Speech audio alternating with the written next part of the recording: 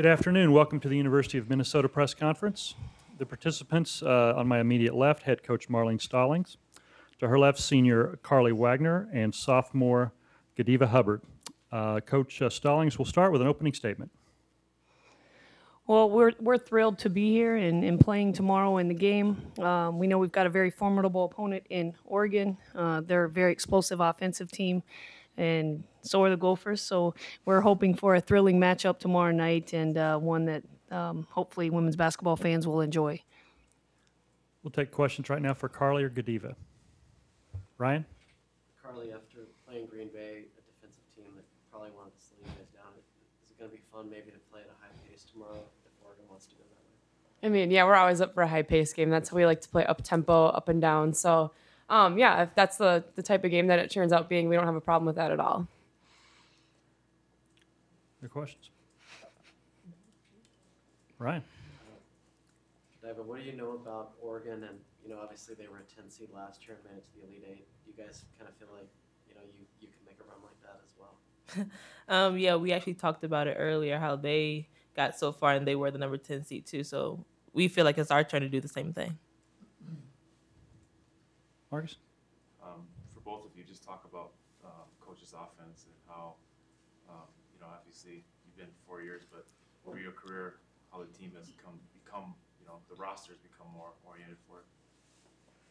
Yeah, we just have, I think we have the right pieces of the puzzle to run the type of offense we like to run, up-tempo, three-pointers, transition offense. So we really have the keys and the puzzle pieces put together for that type of system, and we've put in a lot of work in the offseason to get to this point, to be able to maintain and play at this level for 40 minutes. So, yeah, all the pieces are fitting very well.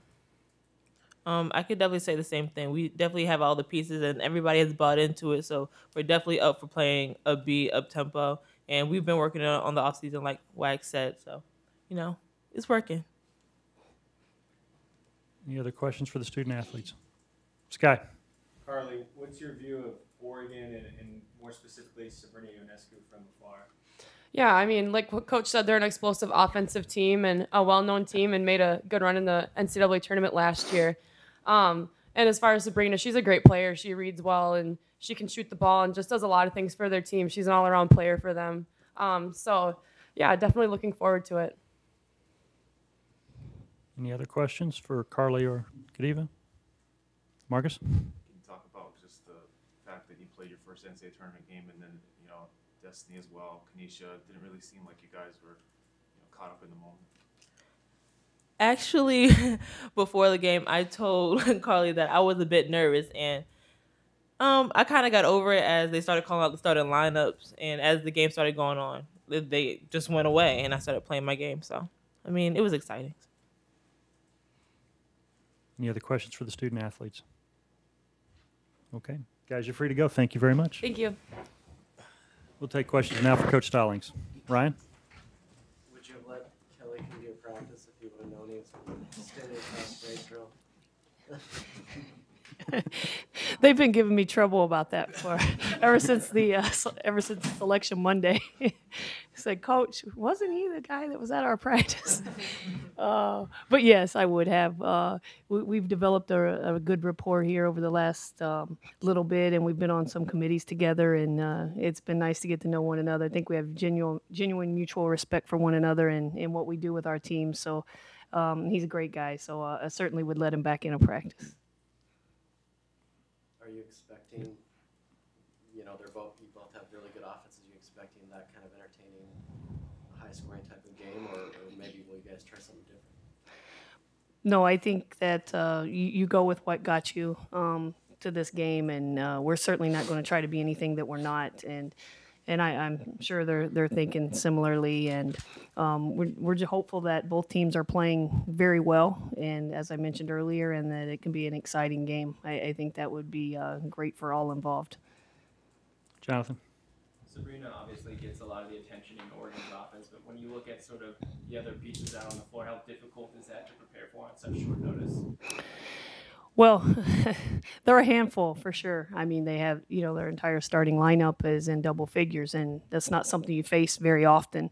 In our conference, the team that they're most comparable to in our conference would be Ohio State, who has 4 players in double figures. So I think that core group for them is extremely explosive, and any number of them can get a bucket in a number of ways, a multitude of ways, really.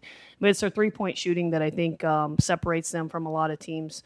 And how well they shoot the 3 ball, and how well they distribute the ball. They're one of the best passing teams that I have seen. I think that they're even sometimes you can compare some of what they do to how UConn plays and how they're able to maneuver the ball around very well and cleanly, sharp, crisp, and how they have so many people that can then ultimately put it in the basket for them. Rob?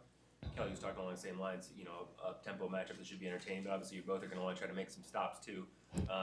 Just talk about kind of where you feel like you guys are at defensively over the last few weeks. Yeah, I think it actually could come down to who's going to get the critical stops, because you have 2 high-octane offenses and how that's going to play out.